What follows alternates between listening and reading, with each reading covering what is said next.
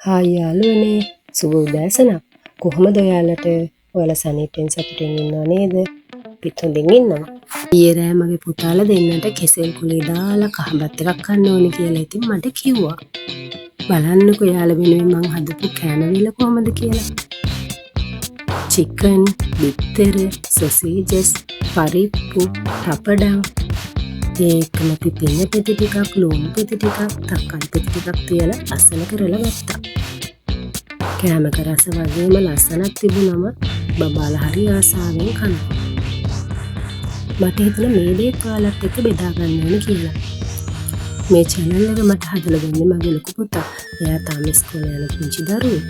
ඉතින් එයාලා ගැන ඇත්තටම මට හරි ආඩම්බරයි.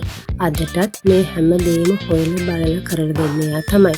මේකේ තියෙන අඩුපාඩු මොනවාද, වැරදි මොනවාද, අම්මා මෙහෙම කරන්න, මෙහෙම කරොත් හරියයි. එඩිට් කරන එකේ ඉඳලා හැම දෙයකටම මට උදව් කරන්නේ එයා. දෙමව්පියෝ කියලා නෑ. අපිටත් දරුවන් ඉගෙන ගන්න මම හිතන්නේ දැන් අලුත් සමාජෙ ගොඩාක් දේවල් තියෙනවා. ඉතින් මම මේ අවස්ථාවේ මගේ පුතාට ගොඩාක් ස්තුතිවන්ත වෙනවා. මගේ ඒකාකාරී ජීවිතේට ලොකු ආලෝකයක් ලැබලා දුන්නාට.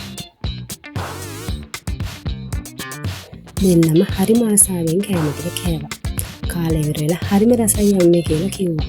මට නම් හරිම සතුටුයි.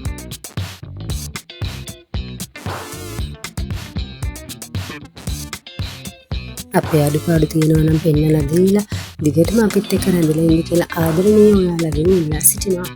අලුත් වීඩියෝ එකකින් හම්බ වෙනකන් ඉතින් අපි හිතලා ඉන්නවා.